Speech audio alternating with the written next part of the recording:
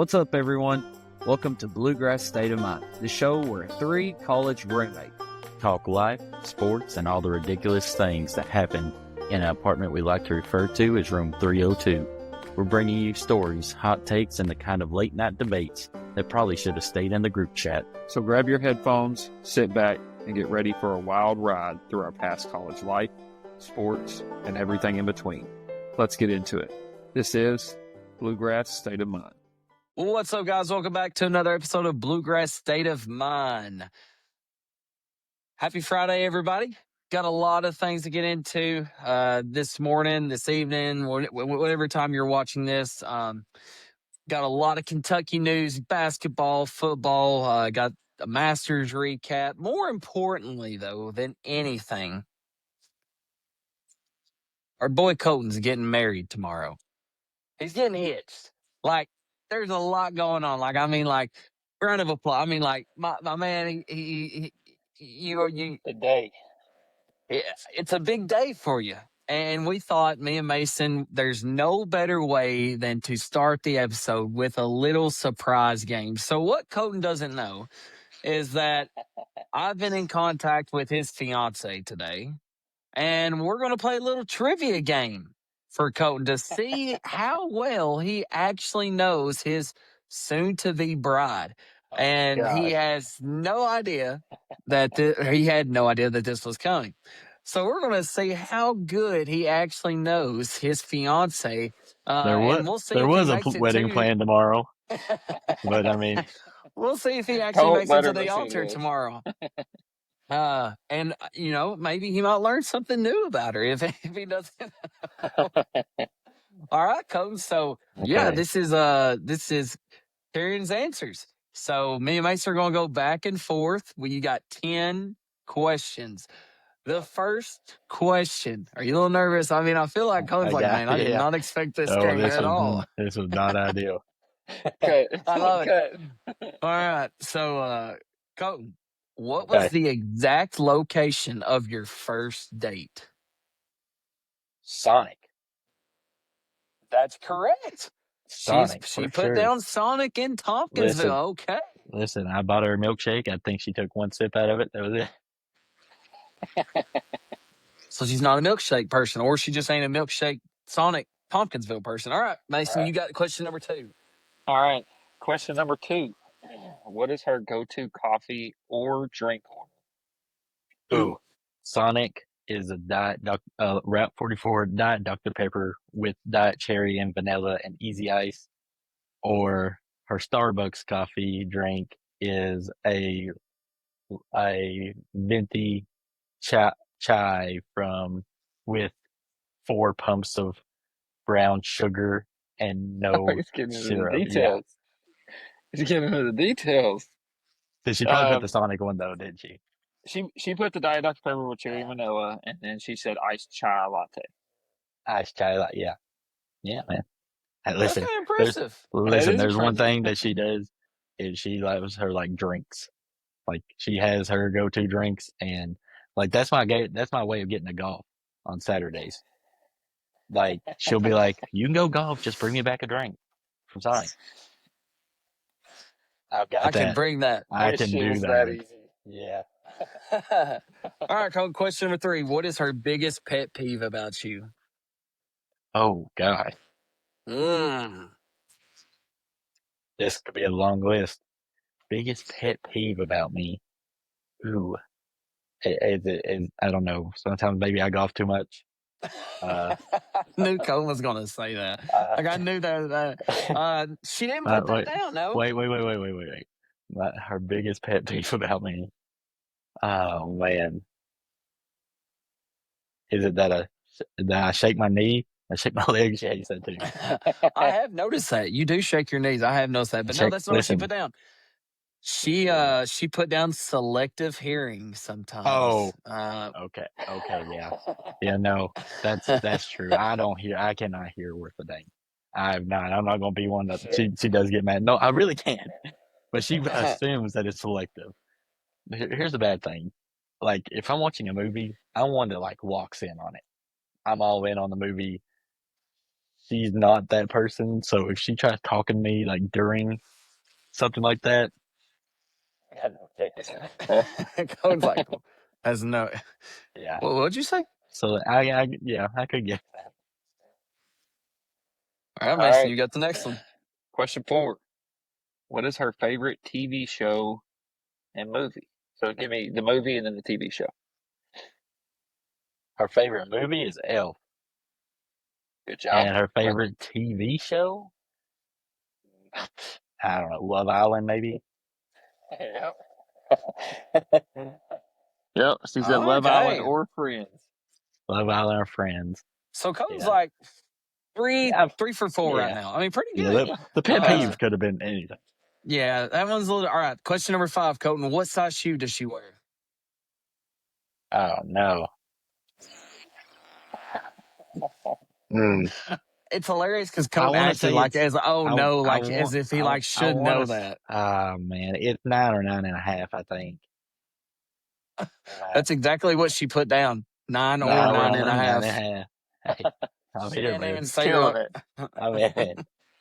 Karen, if you're Killing it. listening, I mean, I don't know. I mean, 4 for 5, pretty detailed answers. All right, Solid. Mason.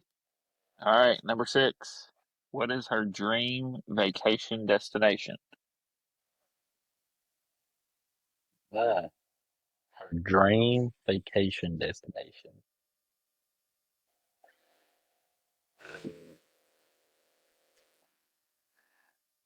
I'm not 100%. I want to say it's like maybe Jamaica, Oh, come on, mate. or is it Hawaii? Come on, mate. Oh, Australia? I guess we did talk about Australia. That's fair. I guess we did. That was the selective hearing. That was a Must have been selective during hearing it. one. Must have been during Listen, the countdown. she's a big beach person, so I just assumed I immediately thought tropical. Yeah. All right, Colton. Question 7. Who said I love you first? Oh, me. That's correct. Quit me. Oh, thanks. All right. Question number 8. What's the one habit of yours she would change if she could? What's the one habit of mine? Oh, probably. I mean, is it golf? Are we back to golf? Or, I No, knew he was going or to play just that too. one thing you do that she could change if she could. I'll give you a hint. Maybe something that you tell her. one thing, one habit that I could. Oh, do I like repeat stories or something? No, she said making her pick where to eat. Oh, yeah. And Listen, I think that's every guy's like, where do you want to eat? And they're like, I don't care. And it's like, no, you're picking because if I pull in somewhere, then you're not gonna like it, and then I'm but gonna be the listen, bad guy. that's how she is. That's how she is. I love her, but I mean, I literally have never turned down a meal in my life of anywhere. And like, if you knew how many times I'd sit there and she had had me choose between 2 restaurants, and I chose one. And the moment we got back to the house, she said, "We should have got the other." She was like, "Well, I was wanting the other." I mean, you knew. I mean, She also said that you watch the TV with the volume all the way down. yeah, I'm not a big. I'm not a big. You So, can't like, hear, but you I watch know the TV. that's what I'm sitting here thinking. Yeah, Like, huh? that's why she thinks it's selective hearing, because I'm not one that Makes has to sense. hear. I mean, good point, Karen. All right, question number 9, Colton. What is her favorite meal or restaurant?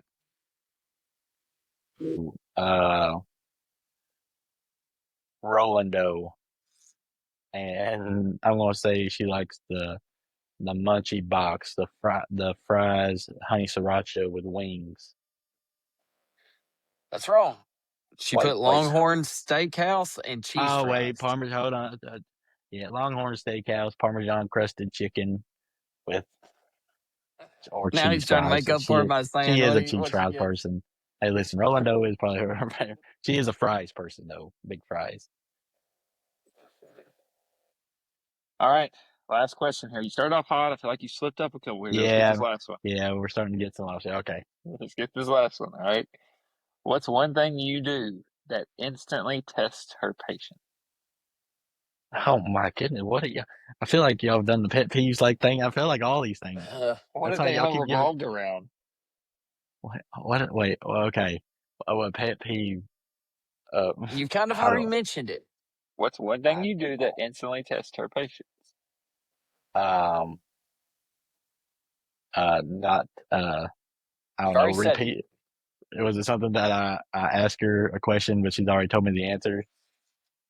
So like Sure, yeah, it falls under this category. Not hearing her when she talks. not So hearing her when she there's talks. been like 4 answers on here, Colton. So I think you need to Well, I calm mean, down a can you little pick up bit. like tomorrow whenever What she's whenever throwing he down. says whenever he says, Colton, do you take Karen to be your lawfully blah blah blah. Like what'd you you need say? to be listening. You need to be here. Uh, All All right, right. Well, that's what I'm gonna do.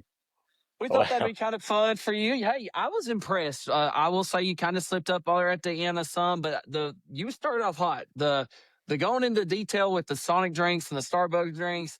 Uh, Good for you. I mean, so if Karen, I he had done pretty good. if I had the money back that I spent on those drinks, I'd be I'd be a long I'd be a rich man. All right. Well, we're excited for you, brother. It's gonna be a lot of fun. Congratulations again, and for those who are listening, my man, he's getting married. So if you see him, congratulate him, and he'll be a married man by tomorrow at Yep. what 5ish maybe or Yeah. Should be done by 4:45. 5. Yeah. So all right, let's get into the UK Kentucky basketball news. Wow, I mean, like there's just so much that has went on since our last episode. Um, I mean, I don't know that we necessarily can touch and get into detail on everything, but we can kind of highlight some of the biggest things. So let's just kind of recap last Saturday. The news dropped that Tyrone Stokes was going to be visiting this week. Along with some other recruits, but things amped up really quick. By Sunday, you've seen Big Blue Nation at its best. I think you've seen multiple people on X. You've seen some fraternities on UK's campus having mattress or not mattresses, having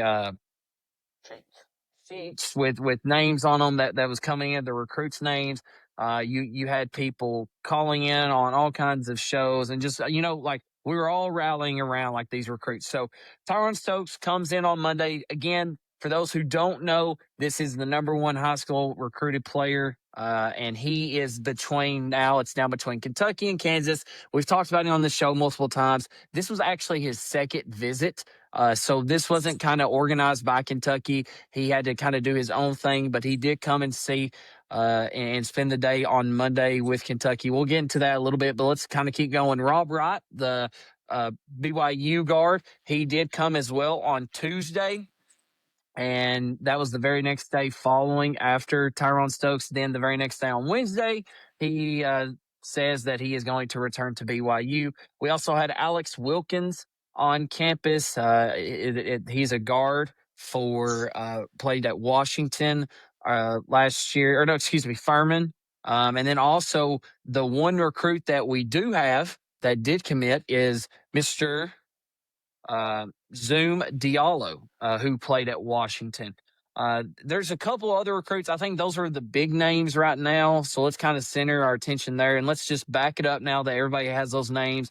Let's just start with, Tyrone Stokes. So, Colton, we'll throw it to you first. Man, like, what is it that, about Tyrone Stokes? Is it a case where, we're looking at everything we're doing right now is centered around him? It's a make or break situation. We can still build a decent to good team, but obviously he elevates that to being that decent good team to be that possible great team that can have that dude, that dog that we've talked about, and surrounding him with some other pieces.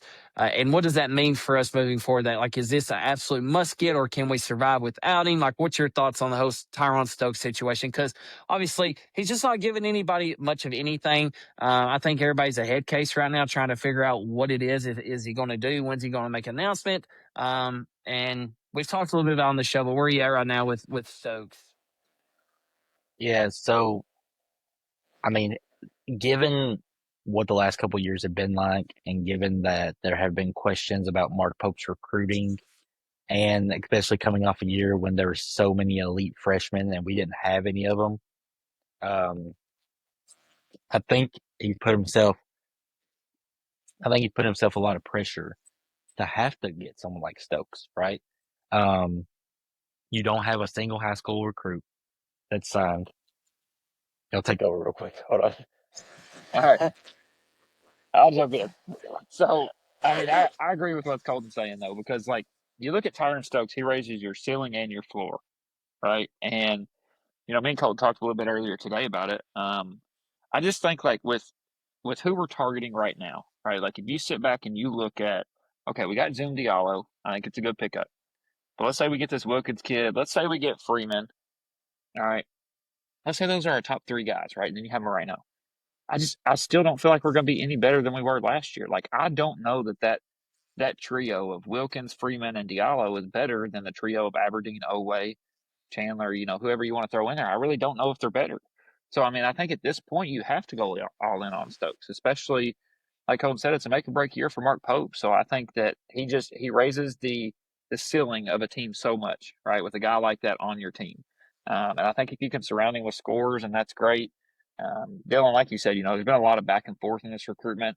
I really do feel like one way or another, there's some coaching staff that has an idea of which way he's leaning. Whether it be Kansas, whether it be us, they're keeping it close to the chest because that's what the kid wants. But I know he wants to sit back and watch and see what rosters, are built before he commits somewhere. But I think coaching staffs probably have an idea of, okay, he's leaning here right now. Let's try to go get these guys to fill around him. And I think that's what Pope's doing. If he whiffs, then we could be looking at another mediocre season next year. I heard something on KSR. A caller had called in and made a statement, and it was a very interesting take. And the more I thought about it, I was like, I 1000% agree with that. And I can't say that I've watched all kinds of film on Tyron Stokes, but what I have seen, and I just was interested on y'all's take on this. But pretty much the caller had said, "Listen, uh, I don't think that Tyron Stokes is like a generational player. Don't think he is like just like the guy as far as like whenever you're looking at some of the other top number one high school recruits, but it's really not about that it's as much as getting that guy for Mark Pope, like solidifying like, hey, I can go out and recruit and compete against a Kansas, and I can go out and get the number one player in the nation coming up from high school. And I got that. I was like, you know what? I have to agree with that. Like we are all talking about Tyron Stokes, and like I'm not taking anything away from him as far as like what we do need because he's really good.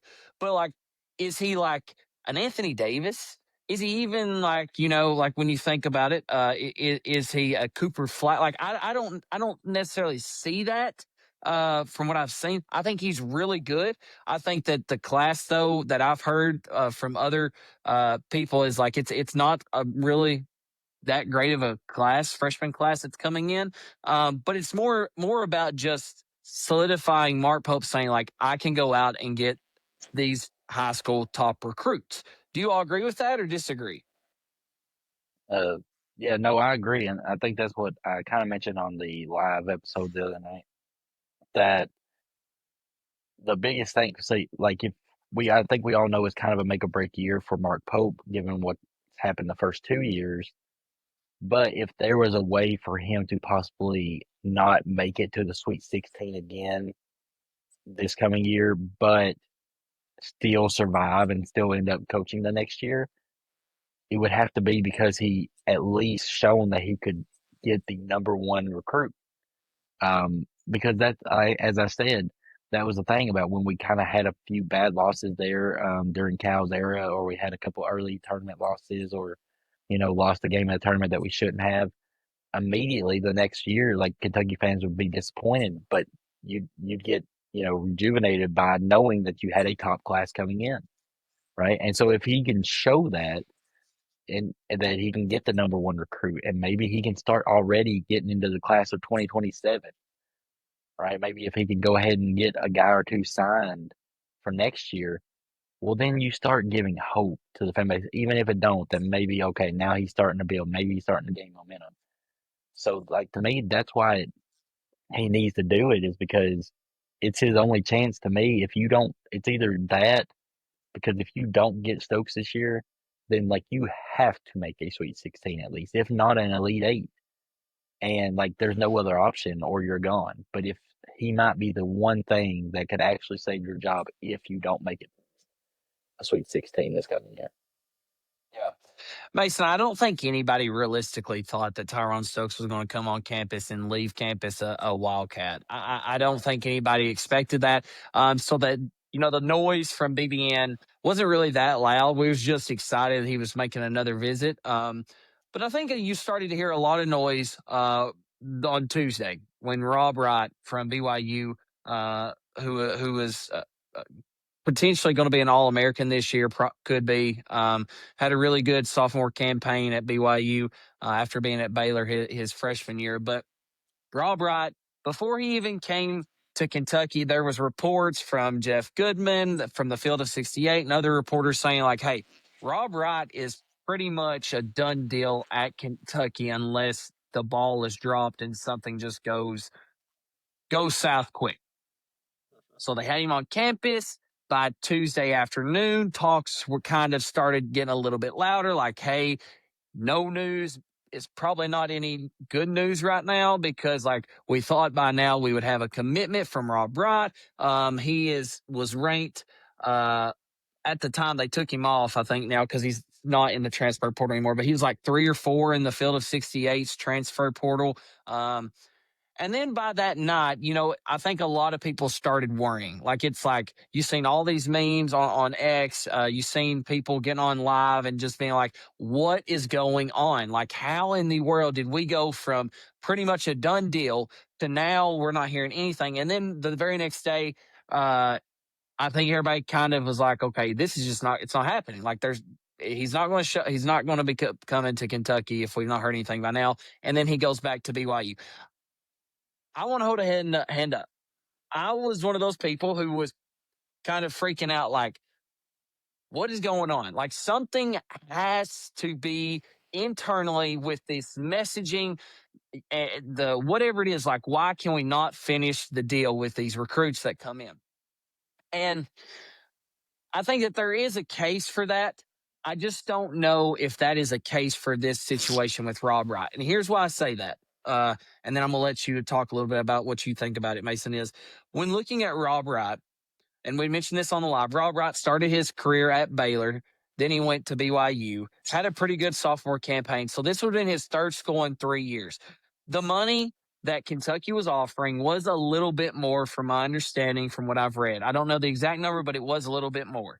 But it wasn't a ton more. Like, it was like, hey, man, you're going to make a payday here. It just wasn't that significant enough of amount. And I think that what it came down to is either reports saying that it was a done deal that Rob Wright was coming to Kentucky are false, and that's what I think, or Rob Wright just had a complete change of heart whenever he was on campus and he's just like, you know what, this ain't my home. It has nothing to do with Mark Pope's messaging. It has everything to do with, I just don't want to restart another year, being my third year in a new program.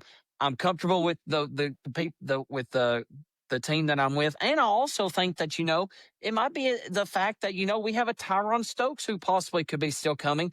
Does he want to be that stick it go to guy, or does he want to be the guy at BYU? So I think there's a lot of I was jumping the gun. I still think Mark Pope has issues with closing out deals. I think that that's a fair case to have. I just don't know if that's the Rob Wright case. Like, where are you at with that situation, Mason? Like, do you think, you just talk about whatever you want with that case? But it's very interesting because I think a lot of Big Blue Nation was kind of spiraling and kind of going crazy. Yeah. So I'll just start with the Jeff Goodman thing that came out. Talking about, oh, this is a done deal for Kentucky unless he locks it up. And then stuff starts leaking, and it's like, okay, well, he's probably going back to BYU. And then Jeff Goodman says, well, Rob Wright was intending to go back to BYU the whole time. He was just, kind of weighing Yeah, his it options and contradicts seeing itself. what he Like, could get. So, listen, there's some people who have insiders. They have inside voices and can get them information. But I think a lot of these people are just kind of going with the momentum and what they're hearing, right? Like, oh yeah, Kentucky's getting Rob Wright. That they can pay more than what BYU offered, but we weren't willing to do that. So it also takes me back to, I mentioned this on the live. From what I was reading is kind of same thing happened last year. Like, everybody thought he was going to stay at Baylor. And then all of a sudden BYU swoops in and offers him quite a bit more money. And he's like, okay, I'm going to go play at BYU. So I really do think that based on everything I've read, kind of how everything transpired, that he probably was looking for a bigger payday that we weren't willing to give him. And he was thinking, oh, if it's not that much bigger, then I might as well just stay where I'm at. I had a good season here last year. I know the offense. I know the coaches. All those things. So I don't think it's that big of a deal. And I agree with you, Dylan. I was kind of the same way. Like I do still think Pope has issues being able to close the deal, right? And I talked about this on the live a little bit last night as well. But at some point, he has to take control. Like he's letting all of these players just control everything in these negotiations. So, I mean, if they're sitting there saying, "Oh, I'm gonna go on these other visits," you just lay down the law to them. Look, you walk out that door, that offer's gone. We got to move on from you. We're the University of Kentucky. If you don't want to be here, we'll go find somebody else. And he has to start taking a position of power in these negotiations, because all he's letting these kids do is come in, get a number, and then they're going somewhere else. And if they match that or go a little bit higher, and they're like, okay, yeah, I'll play here, then they go there. So I think there is some issues with Pope being able to close, and he has to adjust whatever he's doing now. Um, we'll see what plays out in the next week and a half, 2 weeks, as the transfer portal closes and things, on some of these top guys that we're after. But you've already had two more visits with the Freeman and the Wilkins, and they both left campus already, and plan another visit. So we'll see what happens. yeah.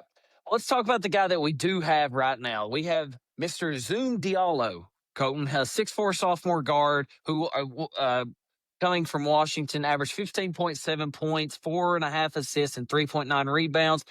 He shot the his 3-point field goal percentage was 31%. Free throws was 82%. He was ranked 34 in the field of 68 for transfers. Do we like this? Did we like this pickup? Like, was it one of those things like it was obviously maybe we wanted Rob Wright first, but we're still like, it's not like we're settling. Like, it's like, this is still a really good pickup. Bigger point guard at 6'4", physical, can score the ball. Kind of more ball heavy is what I've heard and read things about him. What do you think about this pickup and kind of building our roster slowly? And you can further, after talking about that, get into a little bit of the Alex Wilkins guy, who I really want. I really want this guy. But go ahead.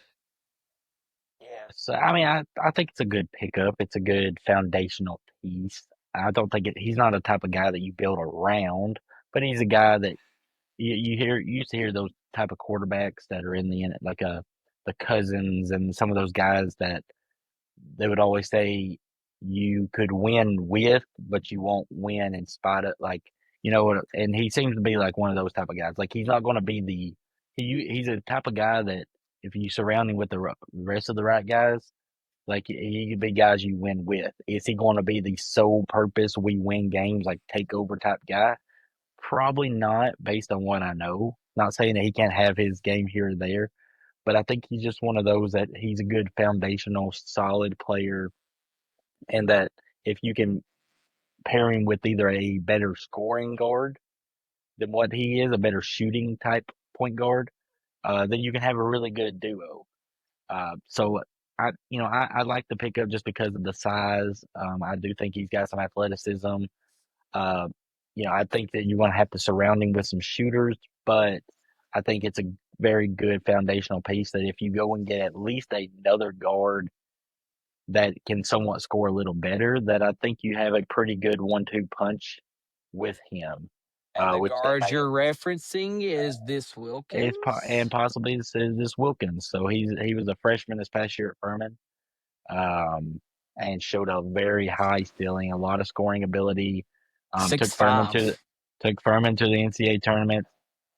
Um, He had 21 they against UConn, I think, too. So it's not Yes, like he you had can't compete 21. against these guys. He yeah, averaged 17.8 points, 4.7 assists, and shot 46% from the field. And he was ranked 27 in the field of 68. So this ain't no guy who like just can't put up points.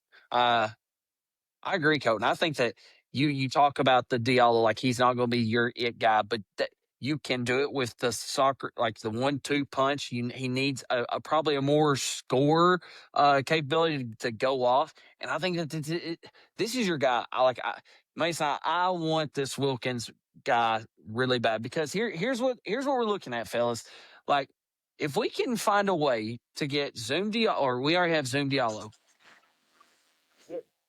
this Wilkins guy, Alex Wilkins at the 2, Tyron Stokes at the 3, then signed Donnie Freeman, who we've not talked a little bit about yet, but we can kind of just go like Donnie Freeman's a 6'9" sophomore, averaged 16 and a half points, 7.2 rebounds at Syracuse.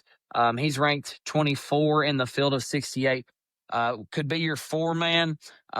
Also being recruited right now by UConn, but UConn just signed a guy who would be probably the same position. Don't know if he wants to go compete for that when we're looking to maybe he was on campus as well. But going back to the roster build, so then we would have Donnie Freeman and then also Marino. I mean, I like that. I think that is a really, really good lineup. Now, that's just saying that right now. I mean, obviously, I'll say every time I say anything now, I instantly think about the Purdue exhibition game. Like, okay, like pump the John Terry, brakes. yeah. Yeah. But I as far as the names, looking at their positions, some of their stats, like I think that that's a good competitive group there. I mean, is there anybody else that you're looking at that you are like, okay, we need to get this? Obviously, that's only 5 guys, so you'll need 1 or 2 more guys like to come in and play some scratch minutes and get off the bench. Mason, you was about to say something. Yeah, I'll tell you, I wasn't super high at first, but the more that I've watched some of his highlights and kind of done a little digging, this Ranchitz, or however you say it, from Colorado, He I was think on he's campus six. today. I think he's 6'10", 6'11". He can shoot the ball well. Um, he's very mobile. I don't know if y'all seen his highlights, but I mean, like he can put it on the floor. He can hit a little pull up jumper. He reminds me of a Yelovich, but obviously he shoots it better. He moves better. I feel like he's better with the ball in his hand. So I think that's a great piece to add. Like even if you get Donnie Freeman, I think that's a great backup to have because let's say even you want to run him at the 5, right? And then you can bring him in for Moreno. Yeah, you may lose a little bit of height, and I don't know how big he is, but on offense, I mean, you almost have 5 guys who can spread you out and beat you off the dribble at any given time with him. So I think he's a good piece that fits Pope's system, right? Like we've talked about last year, he didn't really have guys that fit his system. I think he's going after some of those, but I think this guy would be a great piece. I, I don't know how physical, how he's going to handle the physicality of the SEC, but like he can put it on the floor. He can score. So I think I'm excited if we can get him to see what he can do in this offense. Yeah, we've not even talked about Braden Hawthorne too. I mean, like that's a guy who, as of right now, I guess is a Kentucky Wildcat. Could be the backup for like a Stokes or play the 2, maybe some. I don't know. I don't know nothing much about the guy. Colton, go ahead. I was just gonna say, did y'all see where I was reading something about how Goose Gibbons kept saying this year, like during practice, that Braden Hawthorne was the best player during practice. I don't know how true that is, but I don't know why Goose Gibbons would say that. But he kept saying like maybe he was talking like talent wise, like potential wise, but he kept saying he's the best player like during Yeah, practice. I So go back to what Colton mentioned at the very beginning of the season. Like, there's something that just isn't clicking because like we could have used that type of player this year. Like he's sitting down for a reason. Like, I mean, it's got to be more than just weight. Like like I don't know. Like maybe as the year progressed, maybe Colton. I mean, like I feel like there's got to be more to that though. Yeah, I mean, look, I hope he is. Like, I really hope. And like you said, no one knows really anything about it. I think we're all kind of hyping it up at this moment because we're all kind of like trying to be hopeful about it, and we don't have other recruits, so we're just going off of who we do have. But the reality of it is you can't tell me And if it is, then what kind of coaching malpractice or what is this? I mean, I don't know, but at what point do you not look that either him or the coaching staff do not look and be like, hey, this guy is definitely better than Trent Noah.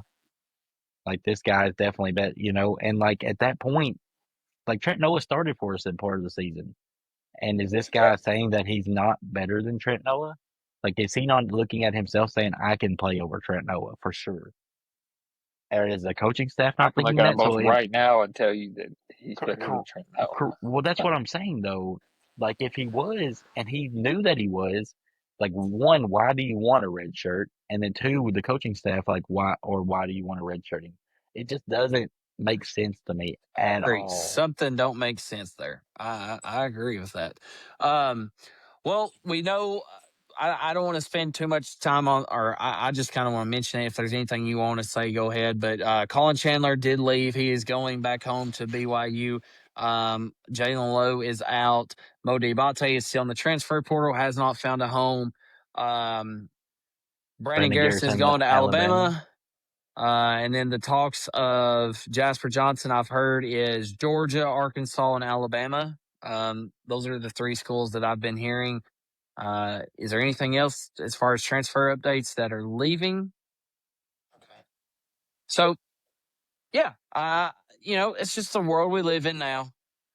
But hopefully, there's still I think the next 2 weeks is going to be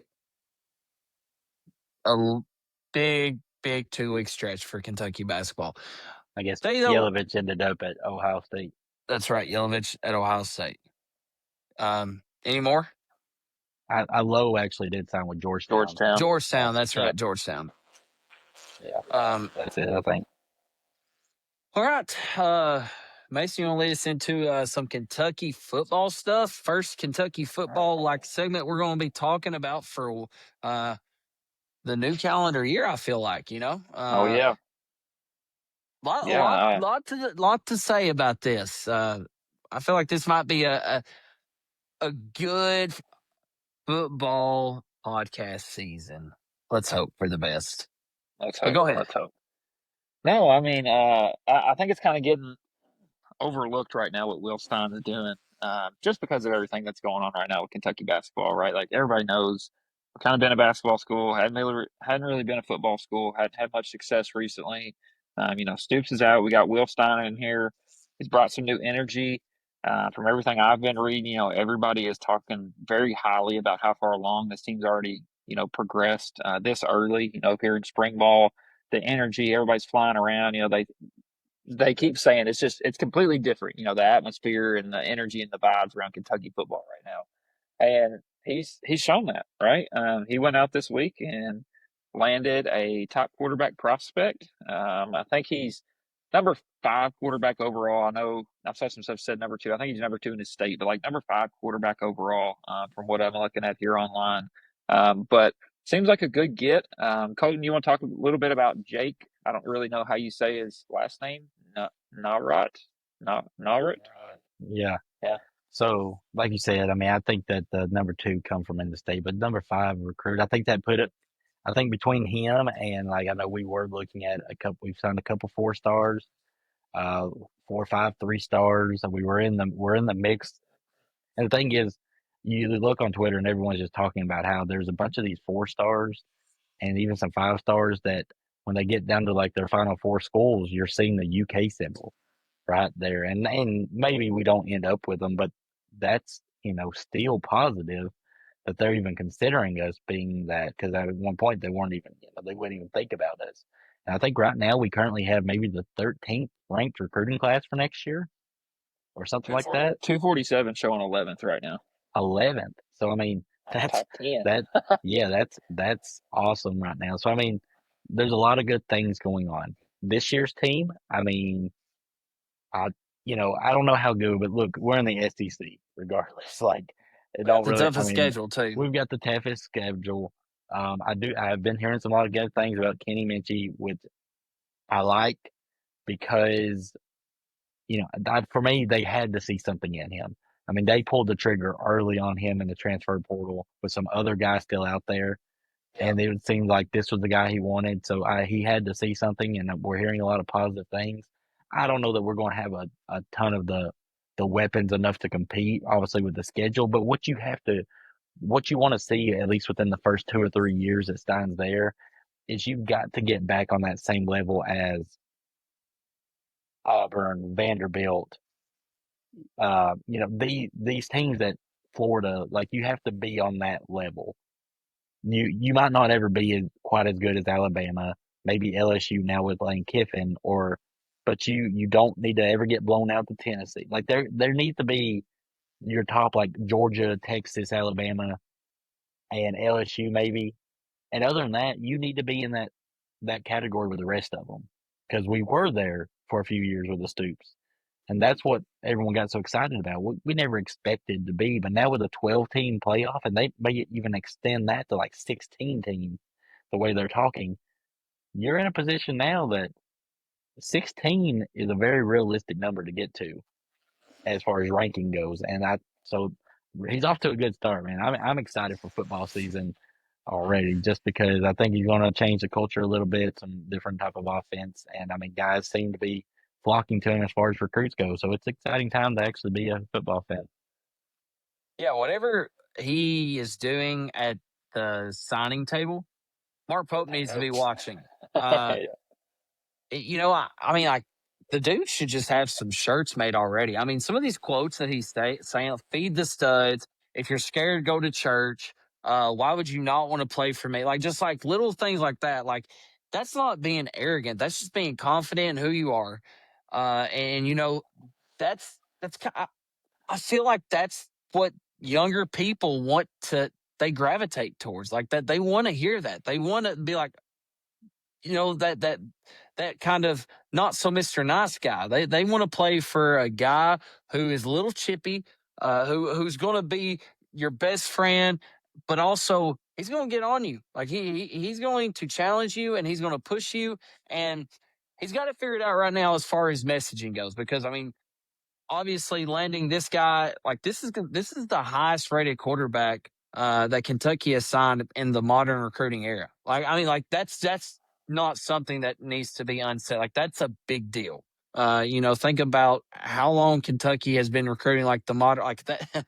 So you know, I think that Will Stein, like Colton mentioned, there is just going to change the culture here. It was time for a change, and you do that and it starts with your head coach. It doesn't start with in my opinion it doesn't. It doesn't start with your athletic director. That is collectively as a whole, but when you talk about singling out the single sport itself, like it's the head coach, it's the leader. And looking into how he's been able to do that so quickly, get different guys in, coaching staff. We've had a lot of changes there already. It just seems like he had a plan, and his plan is coming to fruition. Now it's just about executing whenever fall rolls around. So yeah, I'm excited too. I mean, it's one of those things that it's unfortunate, like Mason said, that kind of all this Kentucky basketball news, the recruitment, the transfer portal is going on right now. But I honestly think Will Stein might be liking that somewhat. I mean, he might be using that as fire, or might be using it as something for his messaging goes, like to his players. Like I don't know. I mean, with this guy, I really don't know. But whatever it is, he's turning little things into big things real quick. So all right, let's get into the next topic for tonight: the Masters. So, when looking at the Masters, Rory McIlroy goes out and wins his second green jacket. He went back to back. He had a very strong outing. He finished the tournament at 12 under, followed by Scotty Scheffler at 11 under, and then there was a couple of T3s at 10 under.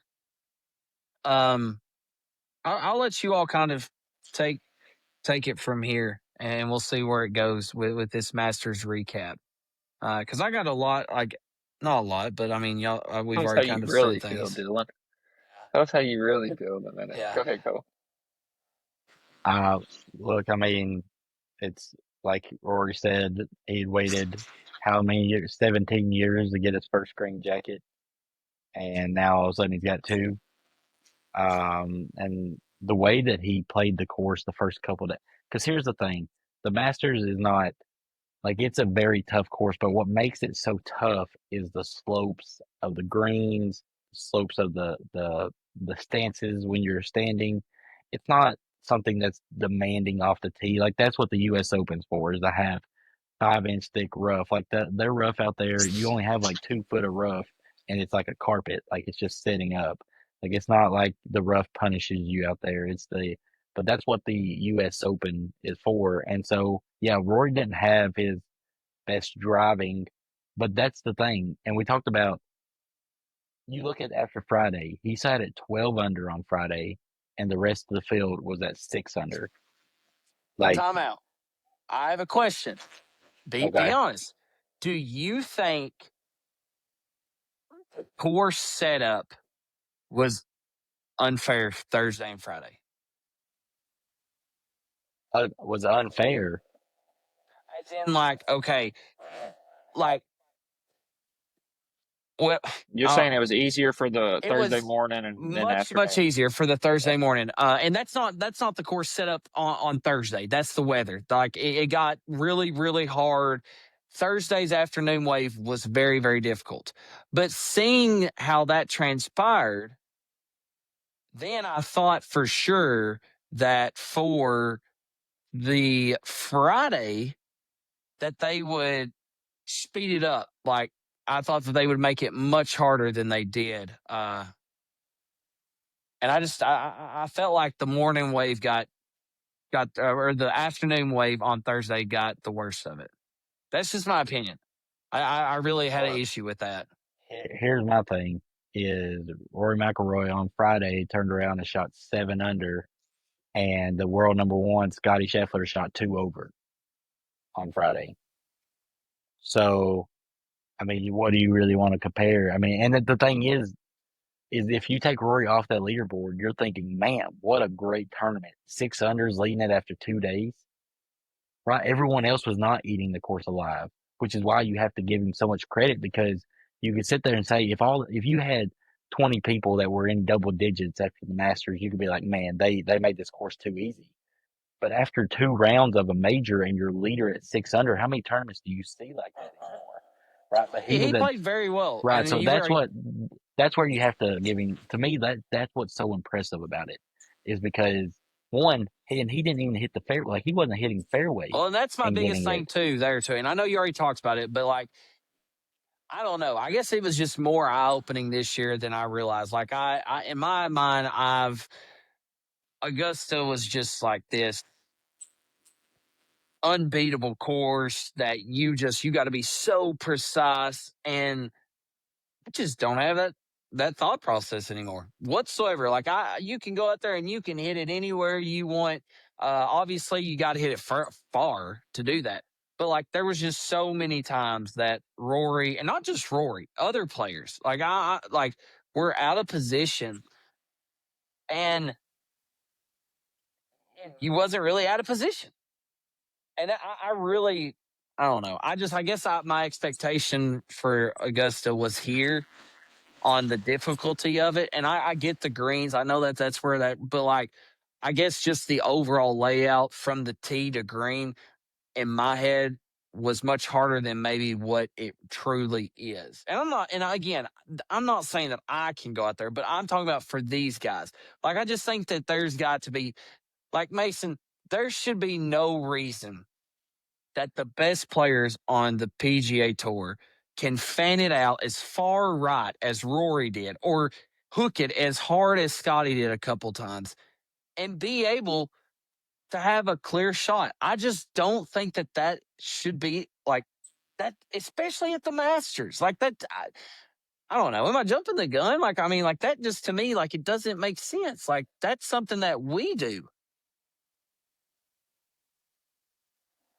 I mean, I get where you're coming from, but I mean, I think the biggest thing that Like, why, Augusta, why, like, why is that a crazy take, Colton? Like, why, if they're the best players in the world, why should they be able to hit it so far right, so far left, and not have any trouble at all? it's not like they Like, have wide open Well, shots, Dylan. yeah, but no, yes, they that's did. what I Yes, they no. did. No, Listen, Yes, not I totally disagree. These punch shots, guys, they were huge pine trees. There's no limbs hanging down. They are but 15, it's 20 feet still in the a air. It's skilled shot. It's not like it's a yeah, wide open shot. Like, maybe to get it on the green, but like to advance it 150 yards, no, I can get out there and hit it well, like a that. yeah, but look how I mean, how many? But that's not what the course. Like I said, Rory McIlroy Okay, shot okay, and that's even what I'm on he saying. shot I even on the understand that, weekend and won. I but mean, that's a good major. I understand that though. But at the same time, like that's how the course layout is. I get that. I'm not saying I thought it was much more difficult in my head as far as off the tee than what because it it proves me wrong. I feel like the players were spraying it everywhere and they were able to get away with it. Like I just I don't know. I just don't think that especially being at Augusta, the Masters, a major, like that just doesn't sit well with me. Like I think these guys need to be punished if they hit it that far left and that far right. You're supposed to be the best. Like that's not good golf. I don't think that's a crazy take. Like I don't understand how that's a crazy take. I mean, if it was me and Mason going and Colton and like us three going out there, yeah, sure. Like make it as far right and left as you want. Let us have a chance. But we're talking about the best players in the game. Like they should not be able to do that. listen, I do think it's kind of a crazy take because, like Todd said, it's not like they're. No, not It's, at all. There's no way. yes. Mason, that's like, so you're saying that the best players on the planet should be able to hit it as far right and be able to come away with par. It was 18. Like he hit it so far right that But he there's done it the other on a hole. multi. I can do that. I can do that on just about any course if I hit it far enough right. I can line up on another hole Exactly, but almost. this ain't any course. This is Augusta National. That's what Yeah, I'm but saying. you can That's do that at any any course in course. America. Yes.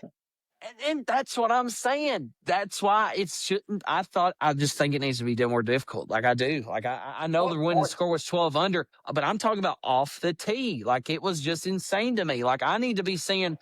Like they But should not be able to get away it's with that. still challenging though, because you It think of is. all the It is. think It's of all the challenging tee from. shots though.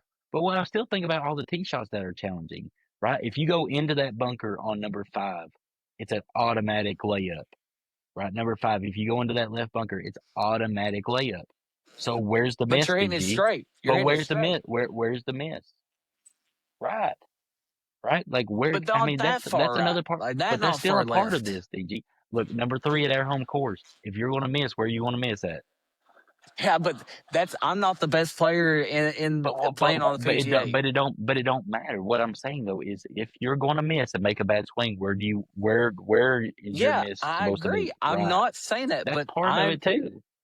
but again, I'm not on the PGA Tour, and I just don't like Rory. I mean, that's what it comes down to too. Is I just Yeah, don't like Rory. that's what it is. Yeah. it is. Which I don't either. But I mean, I mean, like I was saying, it's not like he is you a look. whiny little.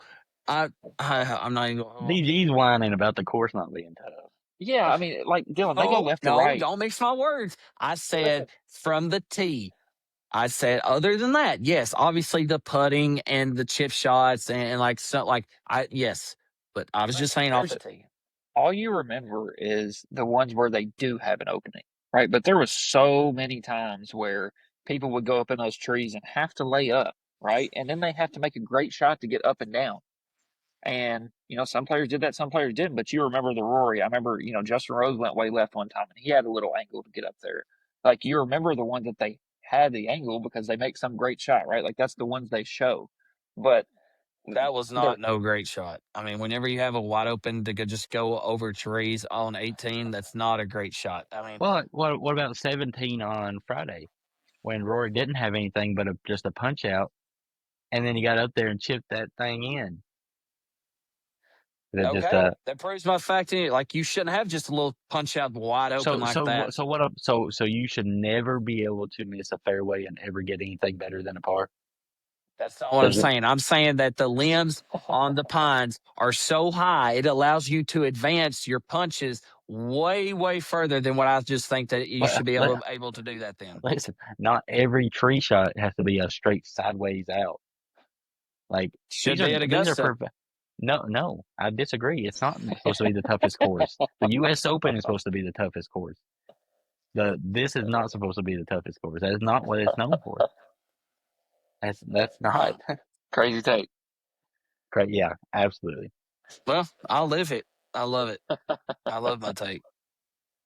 Uh, So Dylan, hold on. Before we move on from this, I gotta ask you a question. Let's say you go out there and you hit the ball like Rory did all over the place. What do you think you're shooting? at the Masters? Yeah.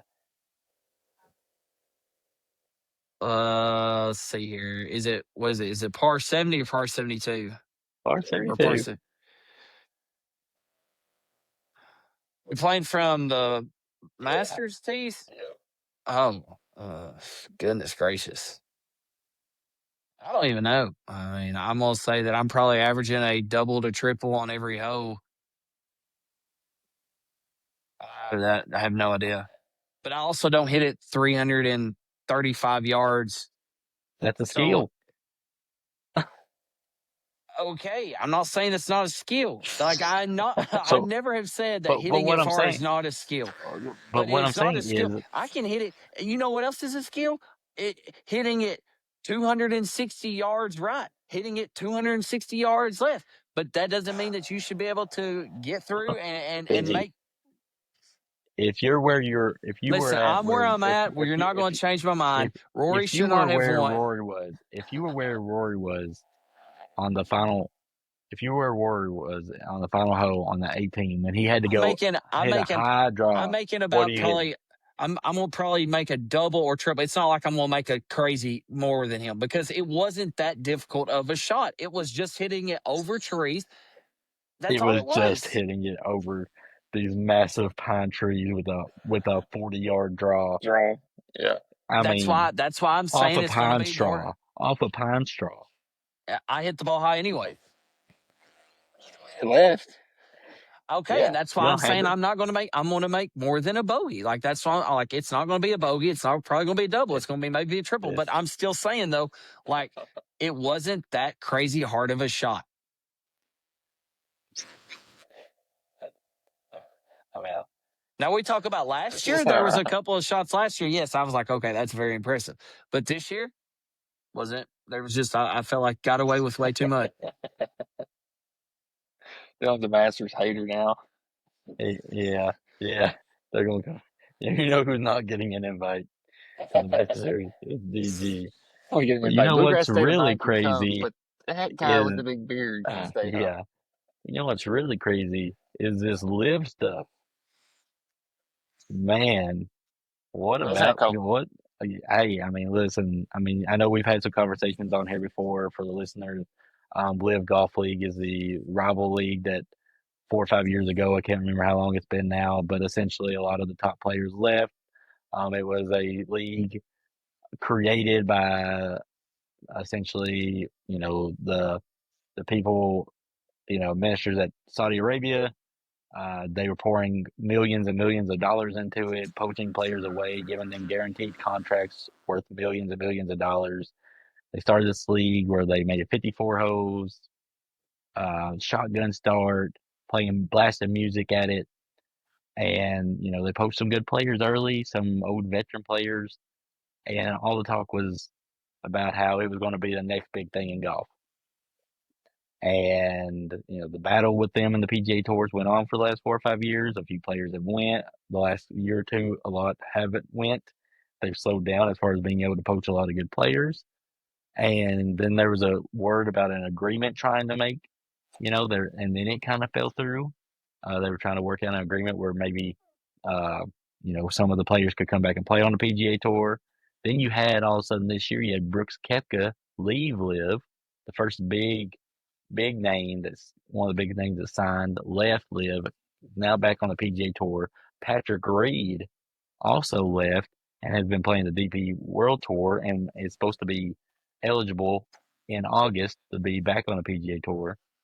And then all of a sudden the news comes out this week that overnight, randomly, the what they call the PIP fund, the whatever it is that provides all the money, that they were getting ready to pull all the money from LIV, and that it was just going to happen. Like they were just getting ready to drink. So everyone's been reporting that it could be the very last season of LIV. That they're currently in Mexico right now. That it could currently be maybe even the last event on LIV.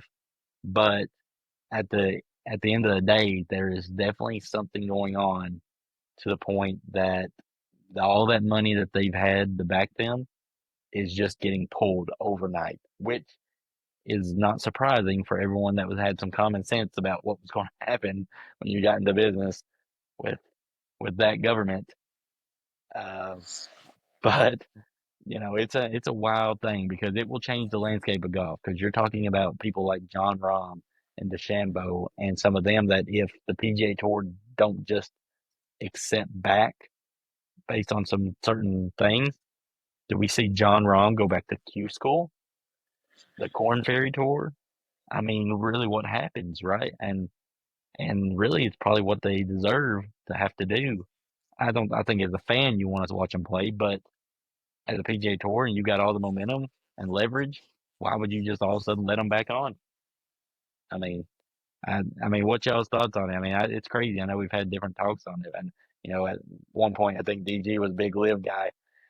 So, Dylan, go so ahead. yeah, I was never really a big live guy. I just thought it was intriguing and also was just saying, like, I mean, obviously I'm a PGA guy, but I was just saying, like, hey, like, I mean, I get the hate, but like at the end of the day, it's these guys' lives and their families. Like, I mean, I can't sit there and be like, you're crazy for turning down billions of dollars. Like, come on now. Like, I mean, like, like realistically, like, I mean, like, money talks. Money talks in the portal right now to other kids. Like, I mean, like and it's not just little amounts of money. It's big amounts of money. Um, I'm not for the whole thing for these guys need to go back to Q school. Some maybe, but I'm just not there. I just can't sit there and be like, that's good for golf. Uh, I want to see these guys playing. Do they need to be fined? Do there need to be some things thrown their way before they can come back? Yeah, absolutely. Like I mean, like they need to pay some heavy fines. They need to be not allowed to be in maybe some tournaments. Like I don't know what that looks like or what that can be, but like Bryson DeChambeau, John Rahm, like your Joaquin Neiman, like those guys, like no, they don't need it. Like I just don't see what good that does for golf. Like, does it do good for like some of these other guys who stayed and their pride be like, aha, see, that's what you get, that's what you deserve? Yeah, sure. I mean, anybody can say that. But as far as golf goes, growing the game, no, they don't need to be in Q school. Give them a hefty fine, make them sit out, do what they need to do. But as far as like making them start back at square zero, I just don't really. I can't get there. I mean, I want to see these guys. I want to see the best of the best competing, and I want to. I would love nothing more than for them to be on the PGA Tour. That's kind of where I'm at. No, I mean I'm kind of in the same boat. I get it. Like you have to do something, right, to kind of set that line and set that tone. But like Dylan said, I want to see all the best golfers in the world going at it and playing on the PGA Tour. So I don't really know what that does, but I mean, maybe you do something like Dylan said, like a fine, or how you can come back, but the rest of the season, you forfeit all your earnings for the whole season. Maybe it's something like that, just to kind of ease them back in. The rest of this season they can't win any money. You can still, you can play on the tour, but everything you win comes straight back to us for the rest of the season. And honestly, So I don't, Mason. Do you think I don't? Golf is like a weird sport on like how people they want to like it. Like I don't think that some maybe some guys, but I just can't sit there and think most of these guys who stayed on the PGA Tour like want the worst thing possible to happen to these guys on live. Like I think that they do hold a grudge and kind of like, yeah, you don't deserve this and that. But like you look at a Brooks Koepka, you look at even like I mean like the PGA guys, like I'm sure there's still some hard feelings with some individuals, but majority of the guys I think are kind of like, like let's just move on. Um, and I don't think that they sit there and think like, oh my goodness, John Rahm, you deserve to start back from square one. You got to prove everybody you deserve to be here. Now, again, I think there are some people like that in a sense. And yes, John Rahm has not played well, so he might need to still prove himself. But I just think that that's a little bit too far. That's just my old take, and I'm gonna be quiet now. Yeah, I mean, I think the PGA Tour's done some good things with, like you say, Kepka, right? They didn't let him. He didn't. He has to earn his way into signature events, like, and the way that they made it was that if Kepka got like this week, Kepka was the first alternate. Did y'all see that? Yeah. He was the first alternate. He didn't get in, obviously, but if he had got in, then there was two others that were going to get in also. So that's how the rule worked. And so that's good, right? And so it's not like he was taking a spot from someone else. Like if he got in, then there was essentially two others got in, which what would have happened had he not been on the tour. So I think they have developed some good things to really at least make it more fair and to help the guys that did stay to not just all of a sudden give these spots up to like if Bryson and Rom come up, yeah, you would love to see them at the RBC Heritage right now. But at the same time, there was not really a live guy in contention at all. Hatton kind of made his way out there, and Reed kind of fell off on Sunday. Yet the viewership was the highest it's been in a long time. And so Since the PGA, 2015. yeah, so the PGA Tour doesn't need even the Rahm and DeChambeau. I want DeChambeau and Rahm to be in their playing because they're more fun. It makes it better. But the truth is, the PGA Tour is kind of thriving right now, and they held out and they won the war against Live, and their viewerships are going up. And at the end of the day, like there wasn't really a Live guy in contention, so you weren't watching Sunday at the Masters to see the Shambo or Rom. Like, so if you don't really need them, then you hold all the cards. So at that point, I mean, I feel like you can kind of do whatever you want. No, I don't want them to go back to like I want to see Rom and DeChambeau play, but man, I mean, was one of those that talked about all that tradition and all that for a long time, and then he left for what $500 million, and within 3 years he comes back, and you're like, just like everything's just kind of fine. Like I don't know. DeChambeau would probably be in better standing than what Rom would be, um, but Yeah, I agree with I don't that. know.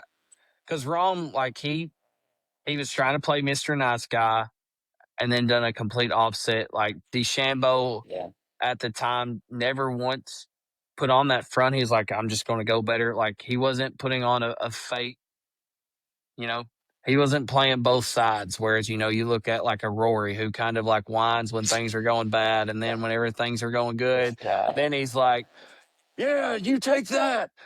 He's doing the just doing all this. Masters hater and the Live lover. So know Did it. you hear about where Hey, is these? this live yeah, lover coming from? I don't even understand the live lover. I remember when we had this first argument, and the dude was like, I'm getting my money.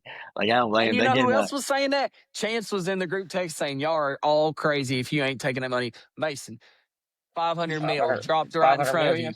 Are you leaving the PGA Tour for $500 million? 500. Absolutely. I mean, like that's what I'm saying. Like, I mean, I don't like Did live. you not I'm just like, mind? yeah, yeah, but I'm it just was a sticking little up like, different though for like a Rom or DeChambeau. Like let me ask you this though, did you if you knew that you could make 50 million a year off of sponsors and on tour based on performance and all this stuff that they had now, if you knew you could make 50 million a year, or you could make 100 million a year on live, yeah. I mean, are I'm gonna stay you with PGA. Yeah, I mean, I right? feel And like I that. think That's like, I think that's what was getting it right, because yeah, look what Scotty just made. right, on the Yeah, last year. no, I totally And get that. that's where I think it's hard because of what you kind of sowed your values for when you were already Uh-huh. making. Like, I don't blame the Phils, the Sergios, any of Yeah, them for that's a good going. Why, point too. like, Those why guys would you need to. not, right? Right? They don't want to go play on the Champions Tour, and they're at the point where they're not old enough to either play on the Champions Tour or they don't want to go play it. They still want to compete at like a high level, but you can't really compete against some of these younger guys anymore consistently.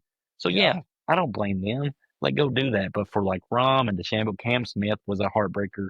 Yeah, he Right, was he was on the rolling. up and coming, Just won the and Open, so and those are the ones that it's kind of like, man, and it is like, I mean, there is something else to it because like you see Cam Smith and Roms, especially DeChambeau, it really Yeah. hasn't affected that much. Like the man, like no, other than the Masters, I mean, All the every man does is major, play golf. Like, yeah, he's been in contention like in every major.